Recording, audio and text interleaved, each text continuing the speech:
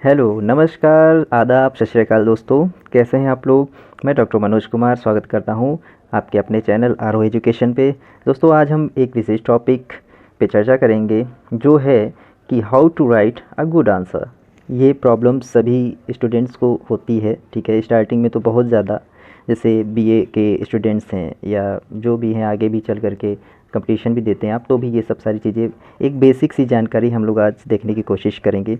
बाकी लिखने की कला तो आप सब में अपने आप में होती है कि आप उस चीज़ को कैसे प्रस्तुत कर पाते हैं, अपने उत्तर को कितने अच्छे तरीके से आप उसको दिखा पाते हैं एग्ज़ामिनर को, ठीक है ना। तो ये सबके अपने अपने अंदर कला होती है, लेकिन एक विशेष चीज़ें हैं जो कि एक जनरल चीज़ें हैं कि हमको वो पता होनी चाहिए कि आखिर में एक उत्तर में लिखना क्या होता है। तो आज हम इसी टॉपिक पर जो है चर्चा करेंगे। तो आपका अपना चैनल है आरो एजुकेशन, प्लीज़ सब्सक्राइब कर लीजिएगा आप लोग, ठीक है। ये सभी स्टूडेंट्स के लिए है। तो आज हम टॉपिक पे चर्चा करेंगे, तो उसके लिए क्या है कि there is 3 main part of any answer. मतलब कि किसी भी उत्तर को लिखने के लिए उसमें 3 मेन पार्ट होते हैं। क्या क्या होते हैं? एक तो है इंट्रोडक्शन, ठीक है, सबको पता है कि एक प्रस्तावना होती है उसकी, है ना, सभी जानते हैं प्रस्तावना। फिर इसके बाद आता है मेन बॉडी और कंक्लूज़न। बेसिकली जो आंसर होता है वो 3 पार्ट्स में होता है, ठीक है। एक इंट्रोडक्शन हो गया, एक मेन बॉडी हो गया, ठीक है, और एक कंक्लूज़न हो गया। ये मैंने आपको पहले बताया है, फिर से मैं इसको बता रहा हूँ। अभी इंट्रोडक्शन में क्या है और मेन बॉडी में क्या है और कंक्लूज़न में क्या है, देखते हैं। तो पहले इंट्रोडक्शन की बात कर लेते हैं। तो इंट्रोडक्शन क्या होता है कि इंट्रोडक्शन ये है कि आप कुछ ऐसी चीज़, ऐसी लाइनें, ऐसे वाक्य अपने आंसर की शुरुआत करते हैं ताकि एग्ज़ामिनर आपके उत्तर को पढ़ने के लिए विवश हो जाए, ठीक है, समझ रहे हैं ना। ऐसी चीज़ें लिखना होता है स्टार्टिंग में ताकि एग्ज़ामिनर आपका उत्तर देखने के लिए विवश हो जाए कि हाँ यार, ये आंसर अच्छा है, इसको मेरे को पूरा पढ़ना पड़ेगा, ठीक है ना। तो आपको भाई, कोई भी एग्ज़ामिनर आपकी पूरी कॉपी क्यों चेक करेगा? आपका पूरा उत्तर भाई 3-4 पेजेस का, 5 पेजेस का आप आंसर लिख रहे हैं, आंसर राइट कर रहे हैं, तो एक एग्जामिनर के पास तो ढेर सारी कॉपीज़ होती है ना। वो तो हाँ देखता है कि चलो कुछ उसको विशेष दिखेगा, तभी ना लगेगा कि हाँ यार, स्टूडेंट ने काफ़ी अच्छा लिखा हुआ है, अच्छा प्रयास किया है, तो इसकी कॉपी ठीक से देखना चाहिए मेरे को, ठीक है। तो वो इम्प्रेस करने वाली बात होती है। तो इसमें इंट्रोडक्शन में क्या है देख लेते हैं। Introduction is very important and main theme of part, ठीक है। इंट्रोडक्शन क्या है? आपके जो आंसर का वेरी ही बहुत ही इंपॉर्टेंट पार्ट होता है, ठीक है ना। अगर आपने इंट्रोडक्शन अच्छा दे दिया तो जो एग्ज़ामिनर है वो आपके पूरे उत्तर को बहुत अच्छे से चेक करेगा कि हाँ, लड़के ने स्टार्टिंग अच्छी की है, तो यानी कि अच्छा होगा। देखते हैं ना, मूवी देखने जाते हैं तो ट्रेलर आता है एक, पहले ही शुरू में ट्रेलर दिखाते हैं, जो है पहले ही रिलीज़ हो जाती है ट्रेलर। तो वो ट्रेलर ही 3-4 मिनट का वो जो ट्रेलर होता है ना, उसमें आपको सारी चीज़ें दिखा देते हैं, वो बता देते हैं कि हाँ, मेरी मूवी में अभी ऐसा चीज़ें हैं। तो हम लोग ट्रेलर ही तो देख के जाते हैं कि हाँ यार, अच्छी मूवी है, लग रहा है, देखना चाहिए। तो सेम थिंग यहाँ भी है, ठीक है। तो ये ट्रेलर समझिए इंट्रोडक्शन को आप। तो teacher see firstly your introduction, सही, जाहिर सी बात है, सबसे पहले आप शुरुआत ही इंट्रोडक्शन से करते हैं। तो इंट्रोडक्शन को आप 3-4 लाइनों में, ठीक है, मीन्स जो है 3-4 लाइनों में आप इंट्रोडक्शन को आप लिख सकते हैं, ठीक है। So every knows that first impression is last impression. सबको पता है कि जो हमारा पहला इंप्रेशन होता है वही लास्ट इंप्रेशन होता है। अगर उत्तर की शुरुआत ही आपने अच्छे से नहीं की है, बिल्कुल जनरल सी उत्तर की शुरुआत की है, तो फिर वो टीचर समझेगा हाँ ठीक है, चलो ओके, वो जनरल मार्किंग करके आगे नेक्स्ट क्वेश्चन पे आपके बढ़ जाएगा। तो ऐसा नहीं करना है, कुछ ऐसी चीज़ें दे देनी है कि वो एग्जामिनर आपकी कॉपी देखे तो आपके उस उत्तर को देखने के लिए विवश हो जाए और आप उसको ना चाहते हुए भी नंबर देना पड़े। तो ऐसी चीज़ें इंट्रोडक्शन में शुरुआत कर दी हैं। So right those things that teacher attention move on your answer. वही चीज़ कि ऐसी चीज़ें, ऐसी थिंग्स, ऐसी बातें उसमें इंट्रोडक्शन में लिख देना है, 3-4 लाइनों में, 5 लाइन, जो भी आप लिखना चाहें, कि टीचर को सोचना पड़े, उसका पूरा अटेंशन आपके उत्तर की तरफ हो जाए, ठीक है। Right good and attractive things that teacher impress and see your whole answer with carefully, ठीक है। ऐसी चीज़ें, अट्रैक्टिव चीज़ें उसमें लिखना होता है कि टीचर जो है आपके पूरे उत्तर को देखने के लिए विवश हो जाए, ठीक है। यू कैन राइट कोटेशंस, ठीक है, आप लिख क्या सकते हैं, जैसे बहुत ही अच्छा कोई कोटेशन हो, उस उत्तर से संबंधित आपको याद आ रहा हो, तो आप किसी कोटेशन से शुरुआत कर सकते हैं। Very important facts like that, मतलब आप किसी अच्छे से फैक्ट्स के साथ भी स्टार्ट कर सकते हैं, ठीक है।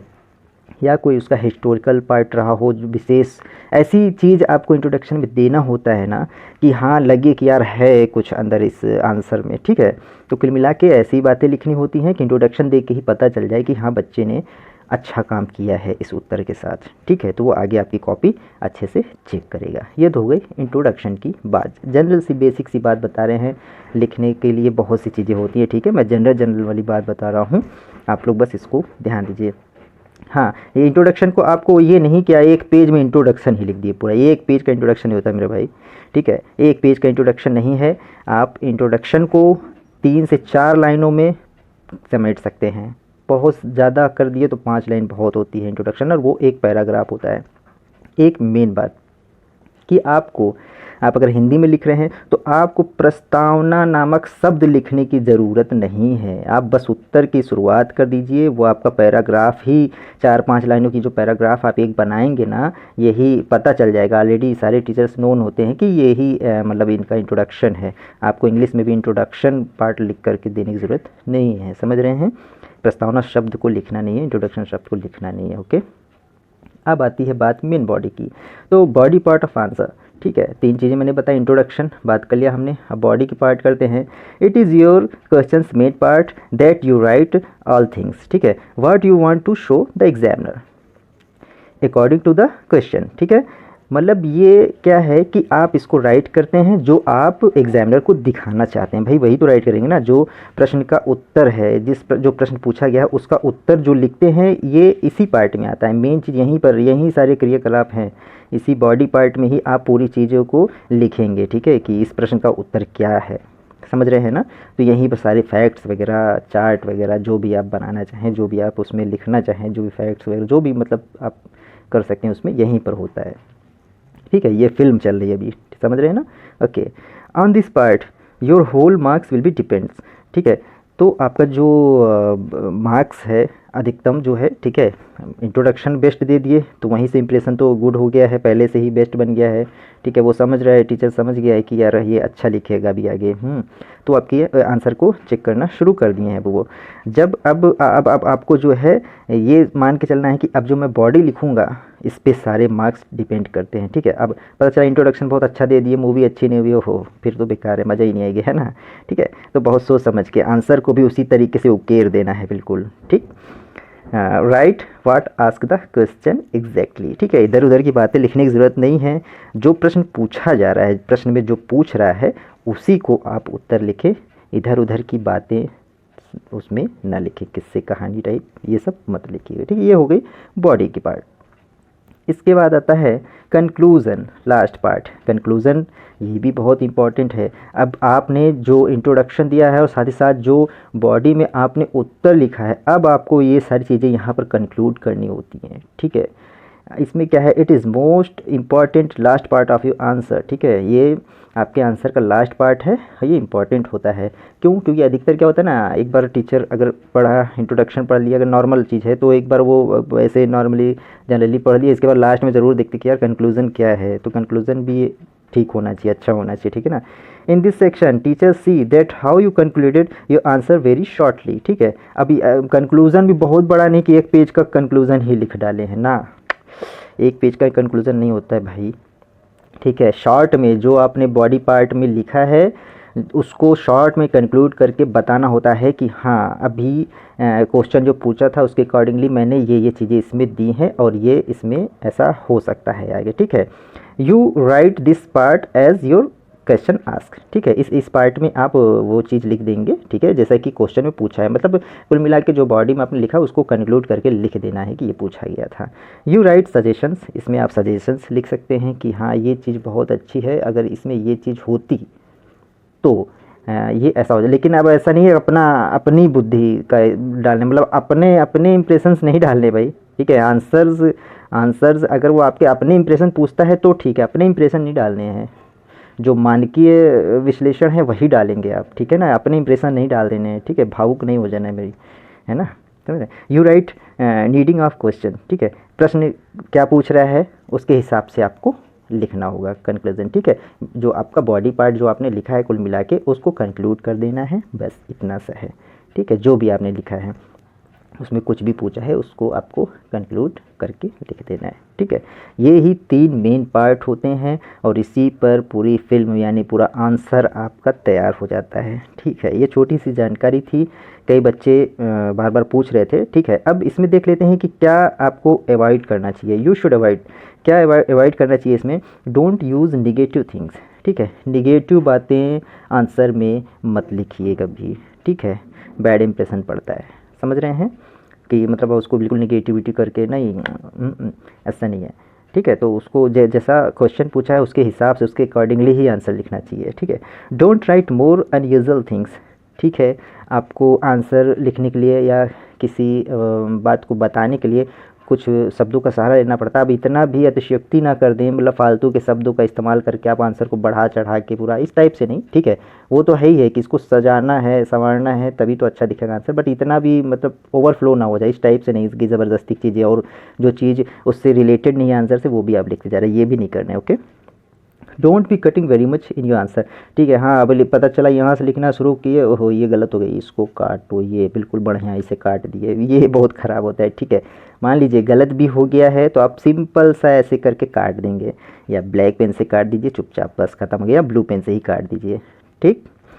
Don't write your name after the answer, अच्छा ये बहुत बच्चे करते हैं कि आंसर लिख दिए लास्ट में, एकदम कॉपी के लास्ट में अपना नाम वाम पता था सब लिख के चले आते हैं फलाने ये वो, है ना। ये नहीं करना भाई, जहाँ पर जगह दिया होता है बस केवल वहीं पर अपना रोल नंबर वगैरह नाम वगैरह, ठीक है, ये सारी चीज़ें आपको वहाँ फीड करनी है। उसके अलावा कॉपी पे कहीं भी ये चीज़ें नहीं लिखना है, नाम वगैरह, बिल्कुल ध्यान रखिएगा, ओके। और साथ ही साथ ब्लू और ब्लैक पेन का केवल यूज़ करिएगा, नो ग्रीन नो रेड, ठीक है। कोई भी ग्रीन रेड वेड पेन की ज़रूरत नहीं है, केवल ब्लू एंड ब्लैक पेन, ठीक। आगे देख लेते हैं, ये तो था क्या नहीं करना, अब क्या करना चाहिए आपको। यू कैन ड्रा चार्ट्स, अपने आंसर को बेहतरीन बनाने के लिए आप चार्ट वगैरह दे सकते हैं, ठीक है। कोई चीज़ बता रहे हैं ऐसे ऐसे करके इस तरीके से बना दीजिए, इस तरीके से ये भी ऐसे करके, ये क्या होता है कि ये एक फ्लो दिख जाता है, फ्लो चार्ट दिख जाता है ना, तो लगता है कि हाँ जानकारी है, और आप इसमें यहाँ लिख दीजिए, ठीक है। इस तरीके से बना के दिखा सकते हैं। यू कैन ड्रा डायग्राम्स, अगर आपको डायग्राम्स अगर बना के दिखा सकते हैं, डायग्राम बना के दिखा दीजिए, ठीक है। You can use headings, heading भी से इसके साथ भी आप इस्तेमाल कर सकते हैं। अब ऐसा भी नहीं कि इंट्रोडक्शन से ही हेडिंग डालना शुरू कर दिए, ना ना ना, जहाँ ज़रूरत पड़ेगी वहाँ हेडिंग डालना है, नहीं। इसके बाद यूज़ इंपॉर्टेंट फैक्ट्स, फैक्ट्स का इस्तेमाल ज़रूर करें। फैक्ट्स, अब हमने शुरू में ही आपको कहा था कि फैक्ट्स को ज़रूर याद रखें, फैक्ट्स याद करना बहुत इंपॉर्टेंट है, फैक्ट्स को याद ही किया जाता है, ठीक है, प्रैक्टिस से ही वो आएगा। फैक्ट्स, जितना फैक्ट डालेंगे, फैक्ट लिखने के बाद आप उसको अंडरलाइन कर दीजिए। यूज़ कोटेशंस, ठीक है, आप जो है कोटेशंस लिख रहे हैं तो कोटेशंस लिखने के बाद उसको अंडरलाइन कर दीजिए, इन्वर्टेड कॉमा कर दीजिए, ठीक है। तो ये आपके उत्तर को और बेहतरीन बनाने की पूरा करेंगे, ठीक है ना, ये आपको और बेहतरीन बना देंगे। तो ध्यान रखना है कि ब्लैक एंड ब्लू पेन का यूज़ करना है, ये नहीं कि ब्लैक पेन से आंसर लिखते जा रहे हैं, मैंने बोल दिया तो ब्लैक पेन से आंसर नहीं लिखना है भाई, ठीक है ना। ब्लैक पेन से केवल जो अगर आप हेडिंग डाल रहे हैं या कोई डायग्राम बना रहे हैं या फ्लो चार्ट दे रहे हैं, ये सारी चीज़ें यूज़ करना है, ठीक है ना। और ब्लू पेन से ही पूरा काम करना है, और अंडरलाइन भी उसी से कर दीजिए या ब्लैक पेन से कर दीजिए, ब्लैक पेन से कर देंगे तो अच्छा लगेगा, ठीक है। लेकिन इसके अलावा कोई पेन का यूज़ मत करिएगा। और साथ ही साथ जो आपका कॉपी का पेज होता है ना ऐसा, ठीक है, अब तो सादे पेज में आपको लिखना होता है, तो इधर थोड़ा सा मार्जिन छोड़ करके आप यहाँ से लिखना राइट करिएगा, ठीक है ना, यहाँ से लिखना शुरू करिएगा। ये मैंने आपको वहाँ भी बताया था, फिर बता दे रहा हूँ मैं, ठीक है ना। इधर थोड़ी सी मार्जिन छोड़िएगा, कारण यहाँ क्यों छोड़ना है, यहाँ इसलिए छोड़ना है कि आप यहाँ पर मतलब लिख सकते हैं कि अपना जैसे कुछ भी आंसर वगैरह जो भी दे रहे हैं नंबरिंग कर भी कर सकते हैं। दूसरी बात, मेन बात ये है, सपोज़ आप A+B कॉपी अगर लेते हैं तो आप कॉपी लेने के बाद यहीं बांधेंगे, ठीक है, यहीं बांधेंगे आप। बहुत लोग होते हैं 2-3 जगह बांध देते हैं भाई, उनको लगता है कि मेरी कॉपी कहीं घूमने ना चली जाए, तो 3-4 जगह बांध देते हैं। तो जब बंधु वहाँ बांध ही दोगे तो अगर आपने यहाँ से लिखना शुरू किया होगा तो वो तो फिर अंदर चला जाएगा ना, तो टीचर इतना कष्ट नहीं उठाता है कि आपकी कॉपी को ये खोल के फिर देखिएगा और फिर आपको नंबर देगा, ठीक है। तो पैनिक नहीं चाहिए टीचर को ठीक है ना, तो आपको ऐसा नहीं करना है, इसीलिए यहाँ से मार्जिन छोड़ दीजिएगा, और ये अच्छा साइन भी रहेगा आपके लिए और आपके लिखने के लिए भी बहुत अच्छा हो जाएगा, तो आप इतने में लिखेंगे। ये चीज़ें आप ध्यान रखिएगा, श्योर एंड शॉर्ट, ठीक है। और आंसर बिल्कुल अकॉर्डिंग टू द क्वेश्चन के लिखिएगा, ठीक है। ज़्यादा पैनिक लेने की ज़रूरत नहीं है, जैसे बताया गया है आपको बिल्कुल उसी तरीके से तैयारी करिए और बहुत ही अच्छा एग्ज़ाम आपका जाएगा, ठीक है ना। तो आशा करता हूँ कि आपको सब समझ में आया होगा। तो बेस्ट ऑफ लक है आपको आपके एग्ज़ाम्स के लिए, और अभी मतलब एग्ज़ाम्स जल्द ही होंगे आपके, ठीक है ना। तो थैंक यू फॉर वाचिंग, और अगर किसी कोई प्रॉब्लम होती है तो आप कमेंट में लिख दीजिए, ठीक है ना। और कुछ पूछना हो तो अपना व्हाट्सअप भी कर दीजिएगा, ठीक है। मैं ऑलवेज़ अवेलेबल हूँ आप लोगों के लिए। Okay, thank you so much. Subscribe कर लेना यार। Okay, thank you.